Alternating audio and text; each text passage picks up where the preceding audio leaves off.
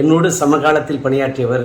தமிழ் திரையுலகத்தில் தனக்கென்று ஒரு தனி முத்திரையை பதித்து தனி கொடி நாட்டியவர் என் இனிய நண்பர் எழுத்தாளர் இயக்குனர் கே. பாக்யராஜ் அவர்களால். அந்த விழாவிலே அவரை பாராட்டுவதற்கு எண்ணற்ற பேர் வந்திருந்தார்கள். நம்முடைய சூப்பர் ஸ்டார் ரஜினிகாந்த் ஐயா அவர்கள் வந்திருந்தார். நம்முடைய ஆந்திர மாநிலத்தினுடைய நட்சத்திரமாக கொடிகட்டி பறக்கும் நட்சத்திரமாக இருக்கக்கூடிய அண்ணன் மோகன் பாபு அவர்கள் வந்திருந்தார்கள். அந்த விழாவிற்கு நான் வர வேண்டும் என்று என்னை பாக்யராஜ் விரும்பி அழைத்தார். நான் சாதாரணமாக இப்போ எந்த விழாவுக்கும் போகிறதில்ல, தவிர்த்திருக்கேன். ஆனால் என்ன நினச்சேனோ தெரியல. அவர் ராஜேந்தர், நீங்கள் நானும் சேர்ந்து ஒரே சமகாலத்தில் இருந்தோம். என் காலத்திலே நீங்கள் திரையுலகத்தில் நம்ம 2 பேருமே நம்மளெல்லாம் போட்டின்னு சொல்லுவாங்க. ஆனால் நீங்கள் எனக்கு நல்ல நண்பர். நீங்கள் நானும் சேர்ந்து எந்த படத்துலையுமே பணியாற்றலை, அதனால் நீங்கள் வரணும்னு ரொம்ப நாத்தெடுக்க என்னை கூப்பிட்டார். அவர் அத்தனை முறை என்னை வற்புறுத்தி கூப்பிட்டது என்னோடய மனசு ரொம்ப வாட்டினுச்சு.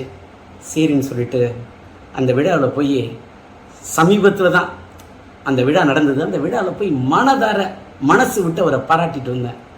அவருக்கு ஒரு பாராட்டு விழா நடந்தப்ப அவருடைய காது குளிர, அவருடைய மனம் மகிழ, ஒரு சமகாலத்தில் என்னை விட ஒரு சீனியர் மூத்தவர், அவரை போய் நான் மனதார பாராட்டிட்டு வந்தேன் அப்படிங்கிறத நினைக்கும்போது எனக்கு ரொம்ப ஒரு மனசுக்கு நெகிழ்ச்சியாக இருக்குது. 16 வயது நிலை அந்த படத்தில் அதில் இருக்கக்கூடிய எண் 16 தன்னுடைய குருநாதர் மறைந்து நாட்கள் எண்ணி 16 அதில் என்னை விட்டு சென்று விட்டாயே என்று போய்விட்டாரே, தாங்கவில்லை.